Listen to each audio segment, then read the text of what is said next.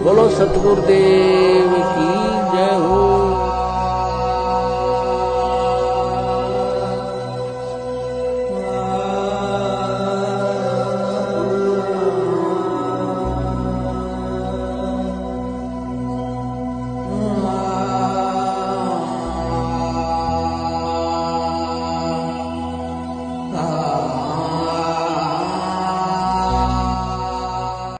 पहले तो बात है उनकी इस दलील पे विश्वास नहीं किया जा सकता पहली नजर में जी, लेकिन फिर भी ये अदालत में दलील दी जाएगी जो निचली अदालत होगी जिसमें केस ट्रायल होगा, उसमें अदालत क्या फैसला लेगी तो उस वक्त पता लगेगा जी। लेकिन प्रारंभिक तौर पर अगर इनको खुद को बंधक बनाया गया था, अगर हम इन्हीं की बात को सच मान लें जी, तो इनको बंधक बनाने वाले कौन थे? वो भी इन्हीं के लोग थे, इन्हीं के समर्थक थे। और जो अंदर महिलाएं और बच्चे जिनको बंधक जबरन तौर पर रखा हुआ था, जो महिलाएं और बच्चे बाहर निकले हैं, उन सब ने ये बताया, पत्रकारों को बताया, पुलिस को भी बताया, और अन्य जो वहां के नागरिक थे जो उनकी मदद कर रहे थे उनको भिजवाने के लिए उनके स्थानों पर, उनको भी बताया कि हमारे साथ जबरदस्ती करके हमें रोका गया और हमारे साथ जाती हुई जी। तो ये बात तो बिल्कुल नहीं मानी जा सकती रामपाल की इस दलील में, इस ड्रामे में। एक प्रकार से जैसे पहले ड्रामे इनके अनुयायी या इनके समर्थक या इनके प्रवक्ता जी पहले ही झूठे या गलत बयान देकर भ्रम की स्थिति पैदा करते रहे और ये कहते रहे कि रामपाल आश्रम के अंदर नहीं है, उसका इलाज कहीं और बाहर हो रहा है, और एवं तहलका लगातार ये बता रहा था।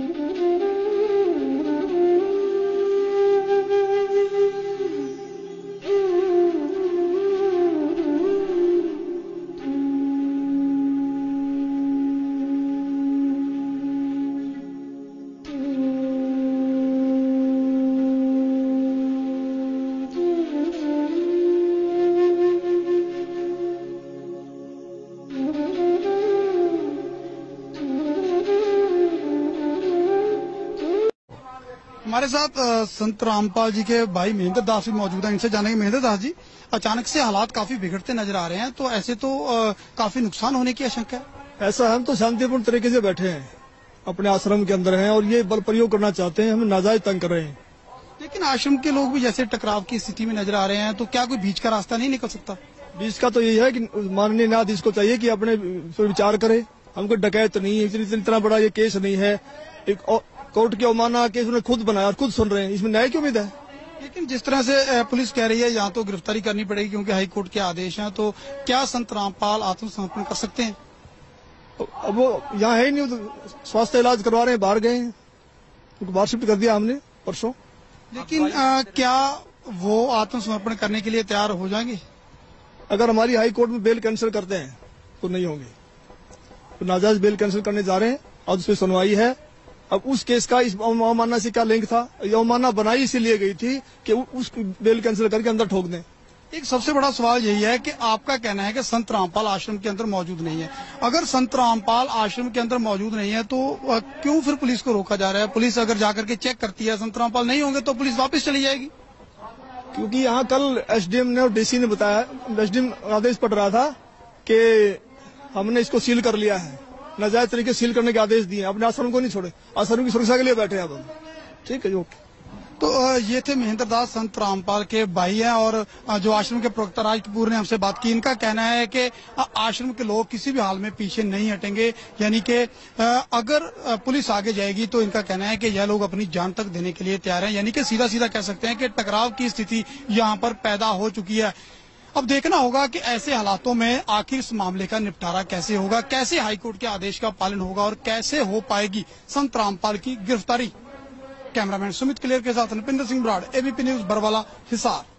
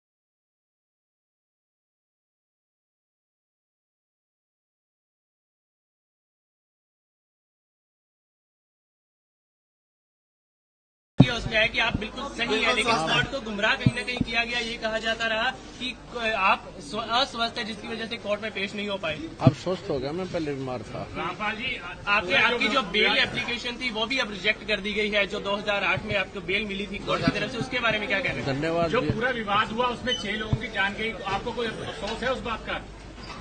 बहुत अफसोस है जी। नहीं, जो आपने अपने अनुयायियों को ढाल बनाया और आप पीछे छुपे रहे, मैंने किसी को नहीं, वो आप सही मानते हैं? मैंने नहीं बनाया किसी को, वो अपने आप ही बन रहे थे, मुझे भी रोक रखा था। आपके ऊपर इतने इल्जाम है सर, आपके ऊपर इतने इल्जाम झूठे कैसे हैं आपके ऊपर? आपके गुंडे इतने खड़े थे वहाँ पे, हजारों आदमी हरियाणा पुलिस से। मेरे नीचे राष्ट्रीय समाज सेवा समिति नहीं तो आपकी समिति है? अरे आपकी समिति है बाबा, आप अपने आप को संत कहते हैं, आप संत कहना लायक भी है? आप आपसे भी जवाब दीजिए, आपके वहाँ इतनी फोर्स, इतने गुंडे, इतने आर्मी खड़ी है हरियाणा पुलिस के ऊपर, आप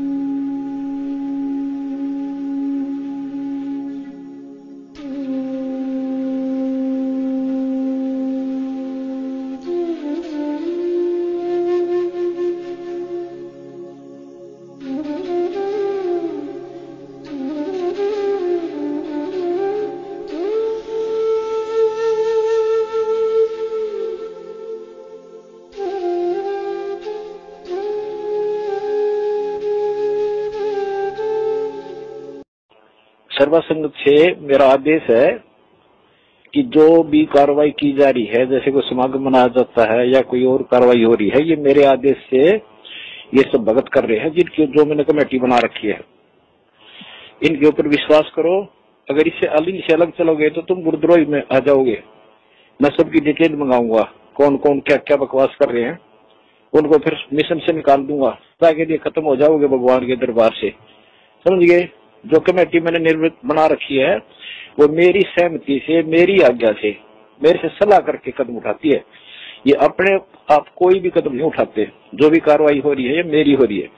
अगर इनका कोई विरोध करता है तो मेरा और मेरे वीर भगवान का विरोध करता है, वो पाप आत्मा है, वो हमारे मिशन से बाहर निकाल दिया जाएगा। ठीक है, इस वीडियो ऑडियो को सबको डाल दो, बता दो हरामखोरों को जो इस मिशन का नाश करना चाहते हैं। ठीक है जी गुरु, सच्चा है। तो ये ऐसे कुसंगत होती है, वो बर्बाद करती है उन्हीं को जो मंद बुद्धि होते हैं। नहीं तो ज्ञानवान तुरंत सोच लेते ये कोई बात है। इतने दिन हो गए गुरुजी ने, 15 साल हो गए, मैं नाम देते न किसी को ऐसा कुछ कहा नहीं, कोई ऐसी दोगली बात करी नहीं।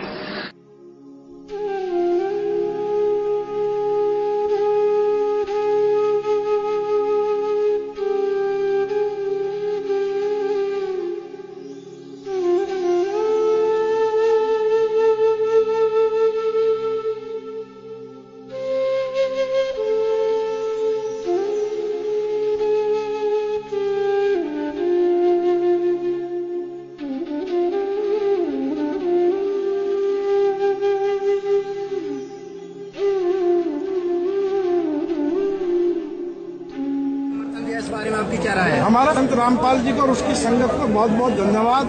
और उन्होंने हमें आज 11 लाख रुपए चंदा देकर भी आंदोलन में भी मदद की। और मैं तो ये कहना चाहूंगा कि संत रामपाल जी के ऊपर भी जो जुल्म हुए, और उस जुल्म को जब वे उनके दर्शन करने उनके शरणार्थी जाते हैं तो उस पर भी तमाम अत्याचार किए जाते हैं, लाठियां बरसाई जाती है। सरकार उनको तंग कर रही, और जो आर्य समाज के और उनके बीच में डिस्प्यूट है उसको भी दूर कराने की कोशिश करेंगे, क्योंकि हम खुद आर्य समाजी हैं।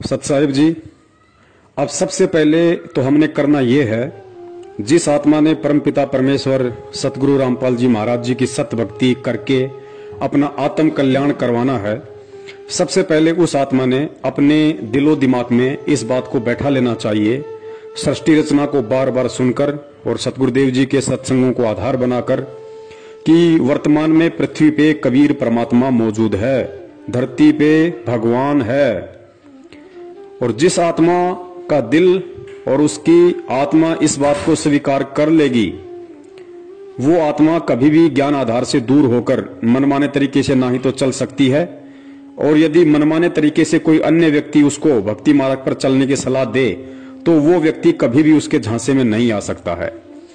क्योंकि सतगुरुदेव जी ने बताया कि जब तक आप अपने गुरु को परमात्मा के रूप में नहीं देखोगे तब तक तो आपकी भक्ति शुरू भी नहीं होती है, चाहे आपने कोई सा भी नाम ले रखा है। तो सबसे पहले तो हमने आदरणीय गरीबदास जी महाराज जी की जो वाणी है कि गुरु को मानुष कर जानते ते नर कहिए अंध और मैं दुखी संसार में आ गए यम के फंद, अपने ऊपर इस वाणी को बिल्कुल भी लागू नहीं होने देना है। क्यों? क्योंकि हमने गुरु को मानुष नहीं समझना है, ना ही मानना है। और जिस आत्मा को यह समझ में आ गया कि गुरु रूप में इस पृथ्वी पे वर्तमान में साक्षात कबीर परमेश्वर मौजूद हैं, तो वो आत्मा विश्वास आधार से इस भक्ति पे दृढ़ होकर लगी रहेगी। फिर उस आत्मा को चाहे कोई कितना ही भ्रमित करने की कोशिश करे, उसे कोई कितने ही उल्टे सीधे आदेश सुनाए, उसे कोई कितना ही डराए धमकाए, वो आत्मा ज्ञान आधार के विपरीत नहीं चल सकती है। तो सबसे पहले हमने ये देखना है कि हिसार जेल में जो बैठे हैं वे सतगुरु रामपाल जी महाराज जी नहीं बल्कि कबीर परमेश्वर हैं। और सबसे बड़ा धोखा जो संगत खा रही है, जितने भी इन काल एजेंटों के बहकावे में आकर, सतलोक आश्रम मैनेजमेंट हरियाणा वालों के बहकावे में आकर, इनके तानाशाही फरमानों की पालना करके जितने भी लोग अपने कर्म फोड़ रहे हैं या सतगुरुदेव जी के ज्ञान विपरीत कर्म कर रहे हैं, उन सब ने हिसार जेल में केवल संत रामपाल जी महाराज जी को देखा है और देख रहे हैं। वो आत्माएं हिसार जेल में कबीर परमेश्वर को नहीं देख रही। उन्हें लगता है कि संत रामपाल जी महाराज जी एक संत हैं, एक गुरु है, और परमात्मा तो कबीर जी हैं जो सतलोक में बैठे हैं।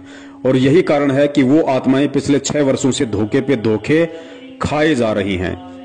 पुण्यात्माओं, विचार करना, 1 सेकंड के लिए आप भूल जाइए कि हिसार जेल में संत रामपाल जी महाराज बैठे हुए हैं। आप हिसार जेल में उस कबीर परमेश्वर को देखिए जिनकी हम दाढ़ी मूंछ वाली फोटो देखते हैं। आप भूल जाइए कि कोई संत रामपाल जी महाराज जी भी हैं। आप ये देखिए कि हिसार जेल में वर्तमान में जो बैठे हैं वे कबीर परमेश्वर बैठे हैं, सफेद दाढ़ी मूंछ वाले बैठे हैं। और जब आप उस कबीर परमेश्वर को सफेद दाढ़ी मूंछ वाले रूप में हिसार जेल में बैठा हुआ देखेंगे, और उसके बाद यदि आपसे कोई कहे कि हिसार जेल से कबीर परमेश्वर जी के आदेश आए हैं कि हमने हरियाणा की कांग्रेस सरकार को वोट डालना है, बीजेपी को हराना है, उसके 6 महीने बाद में आदेश आए कि हमने दिल्ली में केजरीवाल को हराना है और नरेंद्र मोदी की बीजेपी वाली पार्टी को जिताना है, जैसा कि सतलोक आश्रम मैनेजमेंट हरियाणा वालों ने ये सब नाटक किए हैं। संगत से कभी कांग्रेस को वोट डलवाए हैं तो कभी बीजेपी को वोट डलवाए हैं। आपको यदि हिसार जेल से आदेश आए कि आपने हरियाणा के जाट आंदोलन में शामिल होकर सरकार का विरोध करना है, आपको हिसार जेल से आदेश आए कि आपने राजस्थान की करनी सेना को समर्थन देना है, क्योंकि करनी सेना उस गैंगस्टर के समर्थन में है, उस गुंडे व्यक्ति के समर्थन में है जो 2 साल पहले पुलिस एनकाउंटर में मारा जा चुका था, जिसका नाम था गैंगस्टर आनंदपाल सिंह। क्या आप एक गैंगस्टर के समर्थन में उसकी सीबीआई जांच में खड़े हो सकते हैं जब आपकी अंतरात्मा इस बात को जान रही है कि हिसार जेल में साक्षात कबीर परमेश्वर दाढ़ी मूंछ वाले बैठे हैं? आप बिल्कुल भी इन आदेशों की पालना नहीं करेंगे। ना ही तो आप बीजेपी को वोट देंगे, ना ही आप कांग्रेस को वोट देंगे, ना ही आप किसी भी कुपात्र को दान देंगे, ना ही आप किसी भी गैंगस्टर की सीबीआई जांच का समर्थन करेंगे, जब तक आप हिसार जेल में दाढ़ी मूंछ वाले कबीर जी को देख रहे हैं। उसके बावजूद भी आप लोगों ने वो सारे उल्टे कर्म किए सतलोक आश्रम मैनेजमेंट हरियाणा के कहने पे। आप लोगों ने कांग्रेस को भी वोट दिए, आप लोगों ने बीजेपी को हराने के लिए कांग्रेस का समर्थन किया। फिर अगले 6 महीने बाद में दिल्ली में आप लोगों ने बीजेपी को जिताने के लिए केजरीवाल की गवर्नमेंट का विरोध किया, लोगों को जा जाके उत्साहित किया कि केजरीवाल को हराना है, बीजेपी को जिताना है। उसके बावजूद भी आप लोगों ने उसी गैंगस्टर आनंदपाल सिंह की सीबीआई जांच का समर्थन किया और आपने उसी राजपूत करनी सेना को राजस्थान के अजमेर में एक सभा के दौरान 5 लाख रुपए का चेक दिया। और उसके बाद उसी राजपूत करनी सेना का जब भिवानी के अंदर सम्मेलन था तो वहां भी आप लोग शामिल हुए। क्यों शामिल हुए? क्योंकि आप हिसार जेल में उस कबीर परमेश्वर को नहीं देख रहे थे, बल्कि आप हिसार जेल में संत रामपाल जी महाराज जी को देख रहे थे। अर्थात अभी तक आप लोगों ने अपने गुरु को कबीर नहीं माना, वरना आप ये कुक्रम, जब आपको ये कहा गया था कि ये हिसार जेल से गुरुजी का आदेश है, यदि उस समय आप अपने गुरु को कबीर के रूप में देख रहे होते तो कदापि आप इस तरह का कोई भी घटिया और ज्ञान आधारित आदेश नहीं मानते। तो यही सबसे बड़ी भूल हमने 650 साल पहले की थी और यही भूल हम वर्तमान में दोहराने जा रहे हैं कि हम गुरु को मानुष मान रहे हैं। और परमेश्वर की वाणी है कि गुरु मानुष कर जानते ते नर कहिए अंध, होवे दुखी संसार में और आग गए यम के फंद। तो सबसे पहले तो हमने इस बात को अपने दिलो दिमाग से निकाल देना है कि हम किसी सामान्य संत या किसी सामान्य व्यक्ति की शरण में हैं। हम जिस समर्थ की शरण में हैं वो स्वयं कबीर परमेश्वर है। और जब आपको इतना यकीन हो जाएगा तो आप ना ही तो किसी भी फर्जी नामदान केंद्र पे जाओगे, ना ही आप किसी को इन फर्जी नामदान केंद्रों से नाम दीक्षा दिलवाओगे, ना ही आप इन फर्जी नामदान केंद्रों से अन्य कोई दूसरा नाम लेने के लिए जाओगे, ना ही आप किसी हिसार की तारीखों पे घुटने तोड़ते हुए 10 गालियां खुद खाने और 10 गालियां अपने गुरुदेव को दिलवाने के लिए जाओगे, ना ही आप इन मनवस सतलोक आश्रम मैनेजमेंट हरियाणा वालों के किसी भी तानाशाही फरमान को मानोगे, क्योंकि आपकी आत्मा स्वीकार कर चुकी है कि मैं जिसकी शरण में हूं वो साक्षात कबीर है। और कबीर कभी भी दोगली बात नहीं कर सकता, कबीर कभी भी अपने भक्ति विधान के खिलाफ कोई भी आदेश नहीं दे सकता। तो सबसे पहले हमने गुरु को परमेश्वर मानना है, हृदय से आत्मा से स्वीकार करना है। और यह तब होगा जब हम सृष्टि रचना को बार बार सुनेंगे और सत्संगों की प्रत्येक लाइन पे गहनता से विचार करेंगे कि गुरुदेव इस सत्संग में किस वाणी का और क्या मतलब हमें समझाना चाहते हैं। उसके बाद में जिन लोगों को इन फर्जी नामदान केंद्रों से सन 2014 के बाद से नाम मिल चुका है, चाहे आपको प्रथम नाम मिल चुका है, चाहे आपको शतनाम मिल चुका है, और आज यदि आपको सच्चाई का पता चल गया है तो आपने सपने में भूलकर भी इन नामदान केंद्र और इन नामदान केंद्रों पर बैठे कुपात्रों की शक्ल तक नहीं देखनी है, वरना आप बहुत बड़े दोषी होगे। क्योंकि बरवाला कांड करवाने में मुख्य भूमिका सतलोक आश्रम मैनेजमेंट हरियाणा की ऊपर वीडियो में आप जी देख चुके हैं। और वही सतलोक आश्रम मैनेजमेंट हरियाणा का मुखिया महेंद्र भगोड़ा वर्तमान में सभी नामदान केंद्र खोल के बैठा है गुरु की आड़ में। तो आप यदि इन नामदान केंद्रों पे जाते हो, इन कुपात्रों को ज्योति पाठ दान का पैसा देते हो, इन कुपात्रों के फर्जी आदेशों को मानते हो, या इन कुपात्रों के कहने से आप जी गुरु जी की तारीखों पर हिसार में जाते हो व्यर्थ में अपना समय और पैसा बर्बाद करने, तो आप जी अभी अपने गुरु को कबीर परमेश्वर नहीं मान पाए हैं और आप जी भक्ति मार्ग में धोखा खा रहे हो। तो हमने बिल्कुल भी इन लोगों से किसी भी प्रकार का आध्यात्मिक संपर्क नहीं रखना है।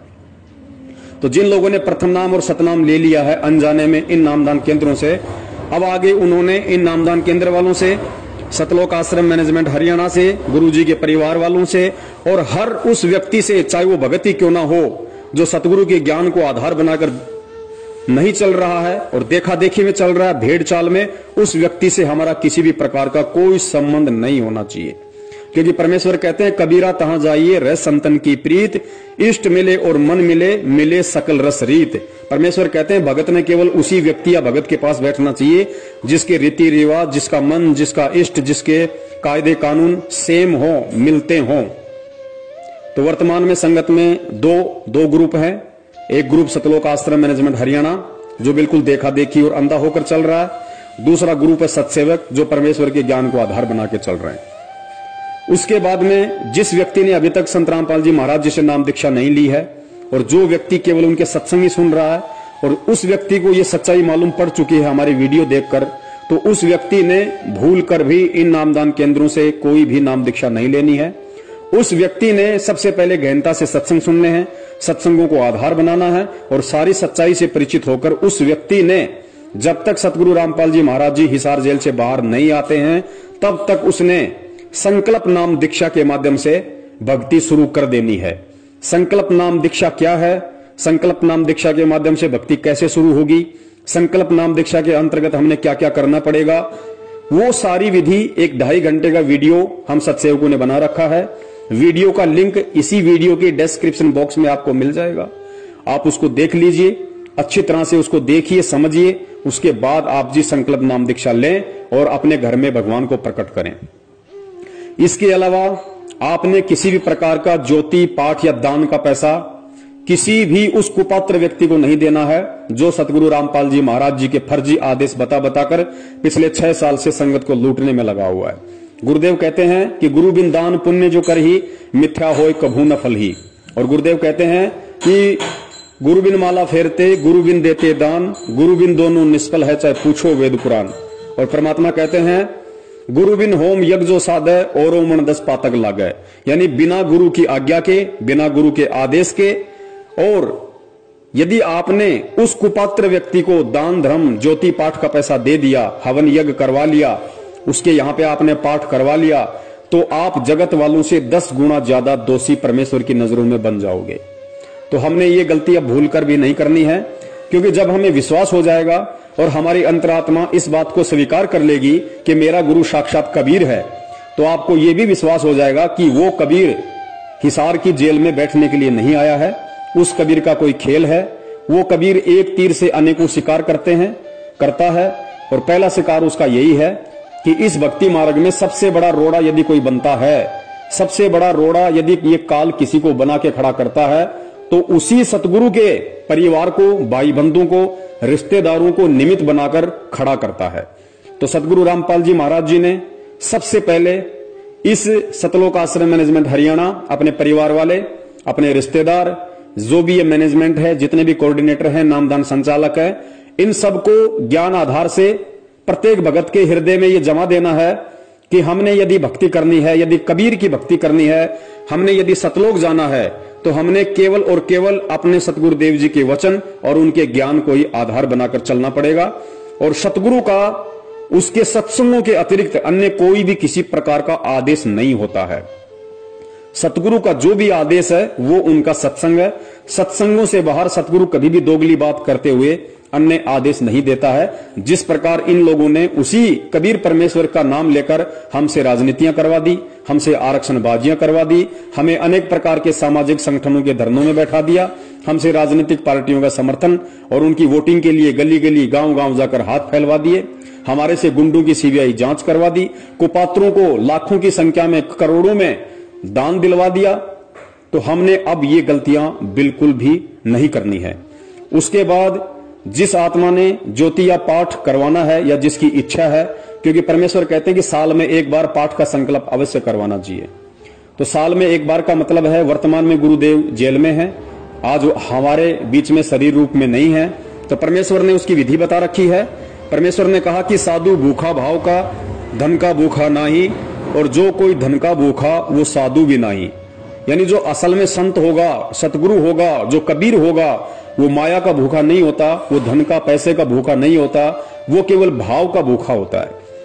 तो हमने जहां अपने घर में परमेश्वर का दरबार लगा रखा है, वहां पे हमने दंडवत प्रणाम करके, यदि हमने ज्योति संकल्प करनी है तो हम ज्योति की प्रार्थना करेंगे, यदि हमने पाठ का संकल्प करना है तो हम पाठ का संकल्प करेंगे, और परमेश्वर को दंडवत करके हम ये प्रार्थना करेंगे कि हे परमपिता परमेश्वर, आपका दास या दासी आप जी के चरणों में ज्योति का संकल्प करता है। हे परमेश्वर, इस दास के इस संकल्प को स्वीकार करें, और परमात्मा जिस दिन आप साक्षात हमें दर्शन देंगे, जब आप आश्रम में आएंगे, परमेश्वर उस समय, आज मैं जो संकल्प कर रहा हूं आपकी प्रेरणा से, परमेश्वर उस समय जो भी पैसा आप बताएंगे, आप कहेंगे, उतना पैसा मैं आप जी के कर कमलों में दूंगा।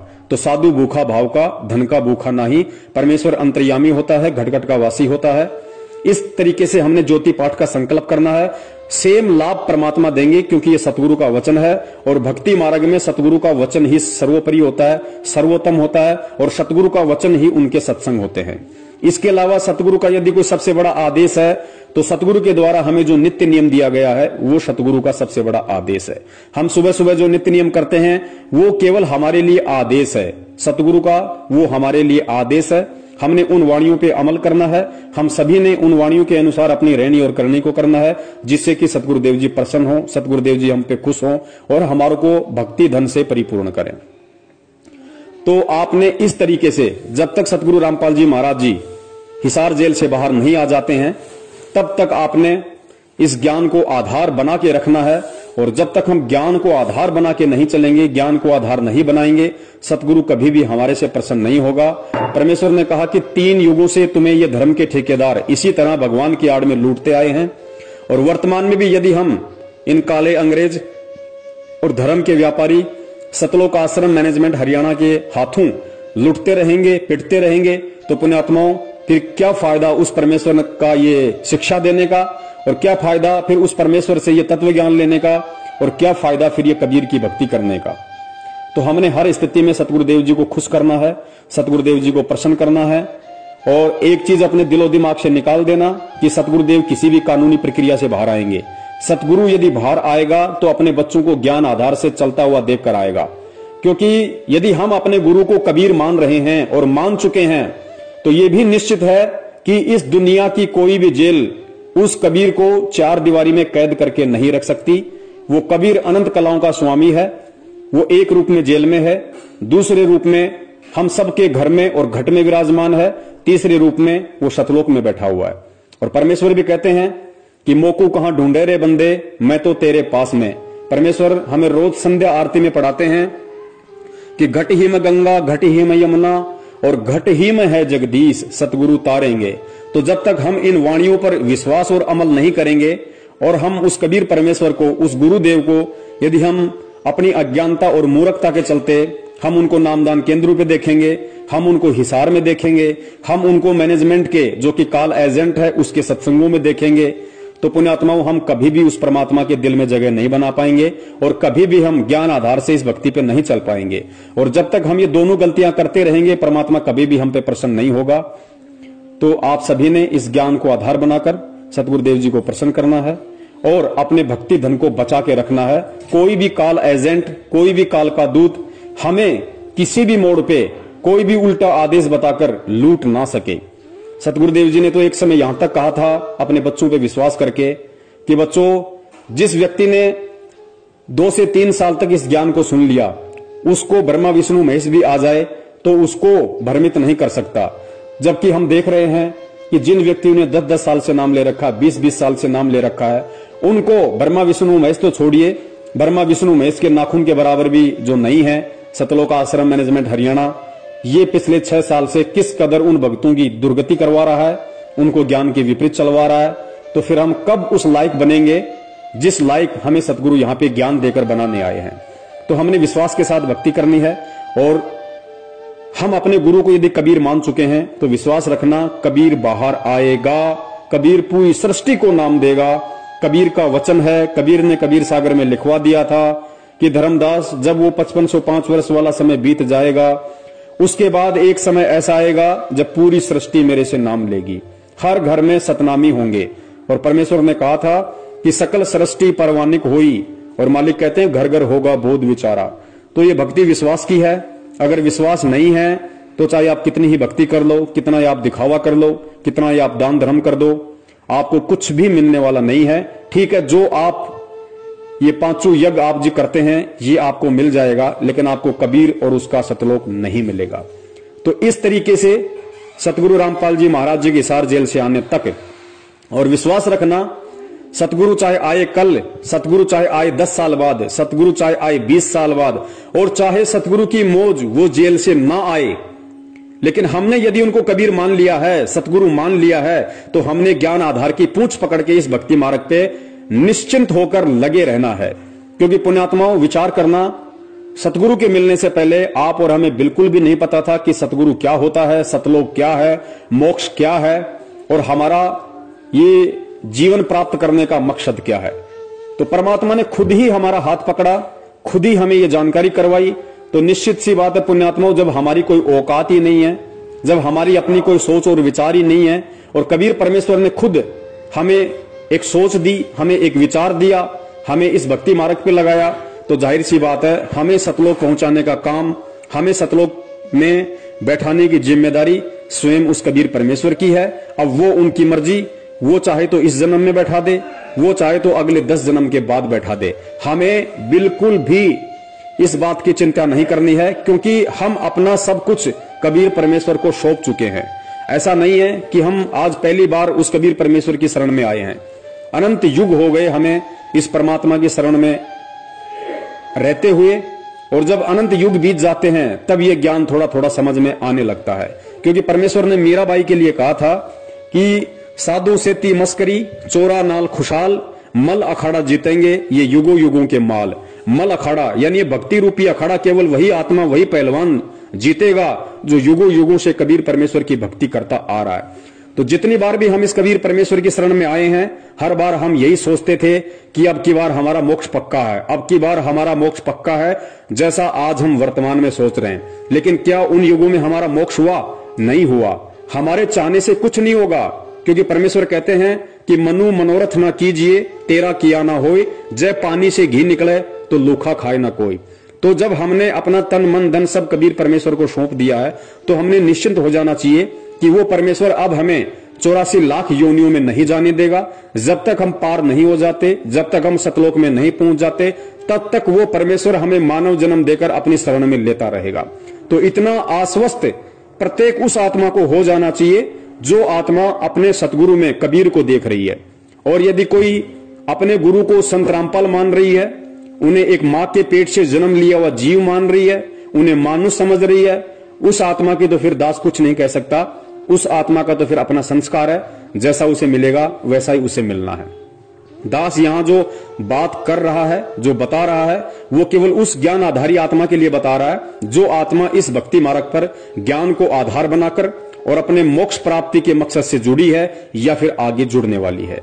तो दास का यही निवेदन है, इस विधि से यदि आप जी करते हैं, जो विधि परमेश्वर का ज्ञान बोलता है, मेरे अपने कोई विचार नहीं है, मेरी अपनी कोई सोच नहीं है, मैं 2 कौड़ी का जीव हूं। आज अगर मैं कुछ बोल पा रहा हूं तो केवल परमेश्वर की रजा से, उन्हीं के ज्ञान आधार अनुसार बोल पा रहा हूं। दास की स्थिति केवल वैसी है जैसा कि कहते हैं कि अल्लाह मेहरबान तो गधा पहलवान, इससे बढ़कर कोई औकात नहीं है। जिस भाई को उचित लगे वो सतगुरु रामपाल जी महाराज जी के इसार जेल से आने तक इस विधि से इस सत भक्ति मार्ग पे लगा रहे, और जिस भाई को नहीं मानना है तो भक्ति मार्ग में किसी पे कोई बाध्यता नहीं है।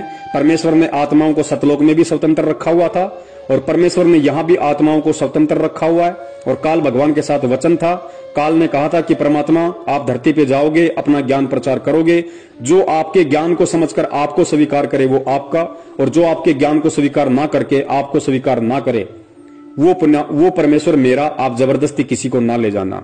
और सतलोक में भी यही था, परमात्मा ने हम सभी आत्माओं को स्वतंत्र रखा हुआ था। जब काल ने कहा कि परमात्मा मुझे ये आत्माएं दे दो, तो परमेश्वर ने उसको मना कर दिया कि सब कुछ दे सकता हूं, और ब्रह्मांड चाहिए तो और ले ले, लेकिन ये आत्मा मेरा निज अंश है, ये मैं तुझे नहीं दे सकता। हाँ, यदि कोई आत्मा अपनी स्वेच्छा से तेरे साथ में जाना चाहे तो वो तू ले जा सकता है। इसका मतलब परमात्मा ने वहां पे भी आत्मा को स्वतंत्र रखा हुआ है। और वहां जब आत्माओं ने उस स्वतंत्रता का दुरुपयोग किया, नाजायज फायदा उठाया, तो उसका जो परिणाम है, जो सजा है, आज हम यहाँ अनंत युगों से गधे, कुत्ते और सूअर बनकर भोग रहे हैं। और वर्तमान में भी उसी परमात्मा ने हमें स्वतंत्र रखा हुआ है। और स्पेशली हिसार जेल जाने के बाद तो हम सबको खुला छोड़ दिया, बिल्कुल हमें अपने से अलग कर दिया कि अब तुम केवल मेरे द्वारा दिए गए ज्ञान को आधार बनाकर चलो, और ये साबित करो कि तुम कितना मुझे पहचान पाए, कितना तुम इस भक्ति मार्ग को पहचान पाए, और कितना अभी तुम सतलोक जाने के लिए तैयार हुए हो। तो आत्मा आज भी स्वतंत्र है, और स्वतंत्रता का ये फायदा काल उठा रहा है कि काल अपना चाल खेलकर, अपना दाव खेलकर इन आत्माओं को उसी गुरु की आड़ में, उसी गुरु के नाम से कभी राजनीति करवाता है, कभी आरक्षणबाजी करवाता है, कभी गुंडों की सीबीआई जांच करवाता है, कभी मनमाने तरीके से ज्योति पाठ करवाता है, तो दान का पैसा लेता है, जो कि सतगुरु के भक्ति विधान में बिल्कुल भी नहीं है।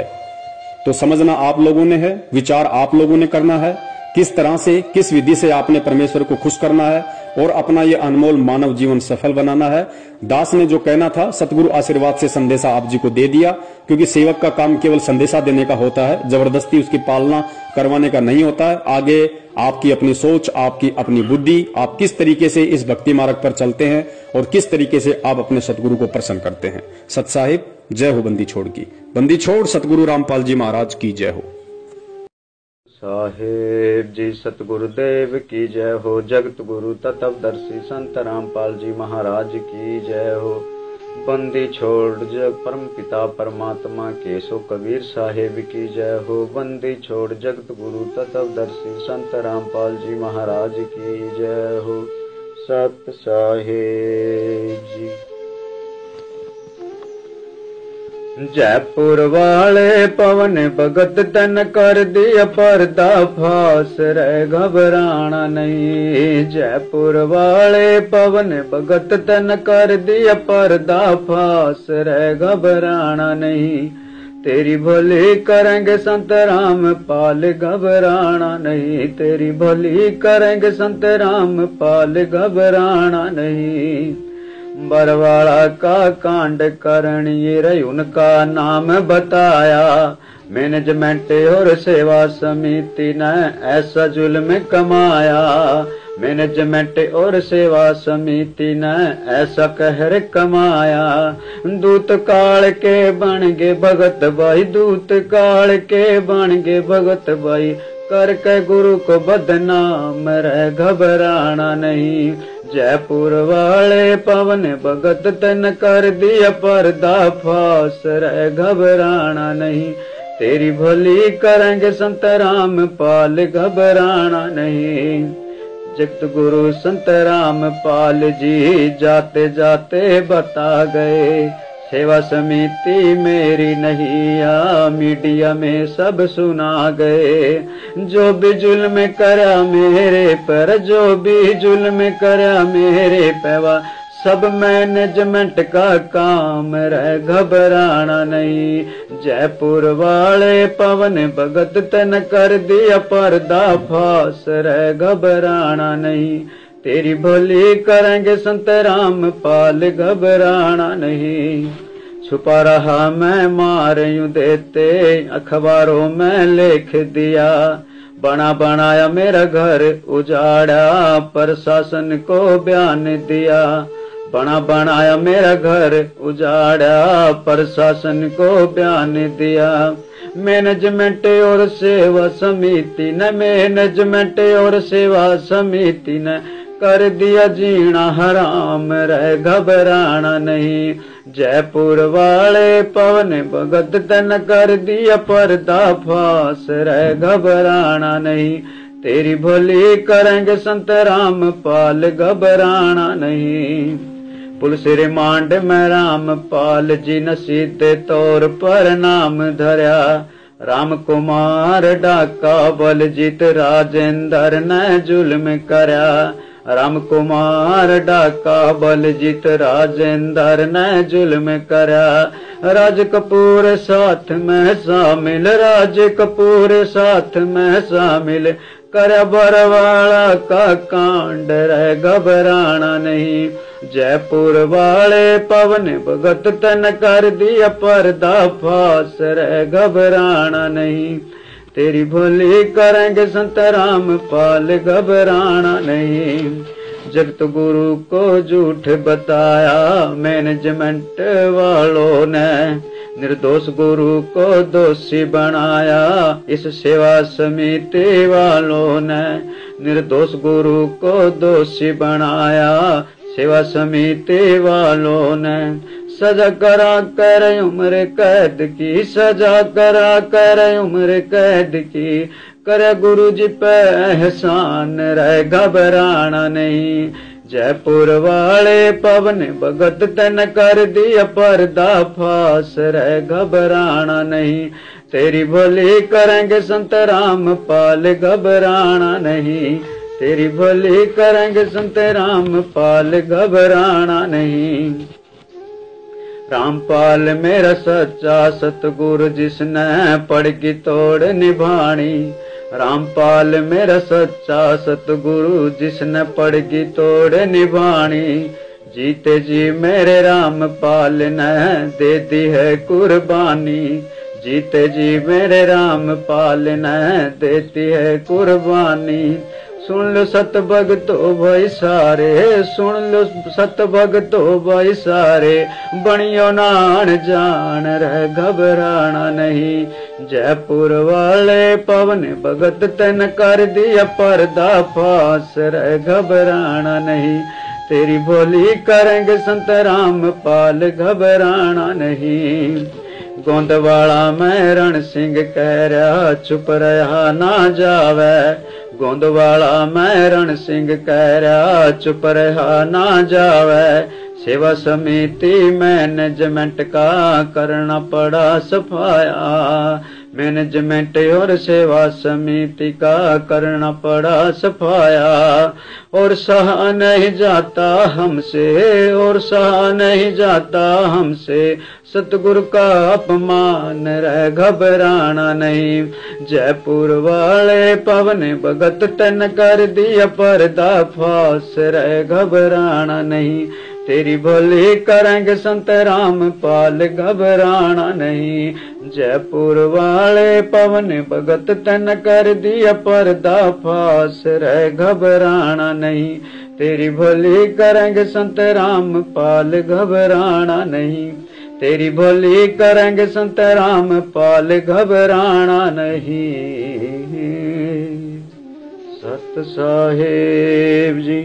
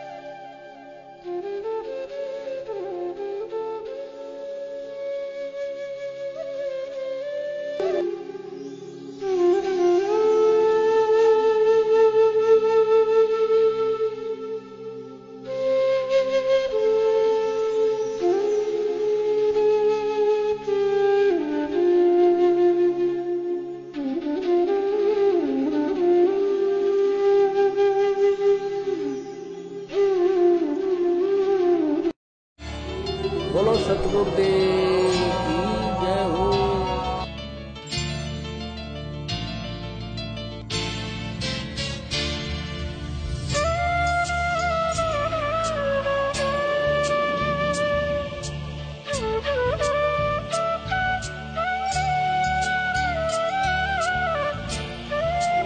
बोलो सतगुरुदेव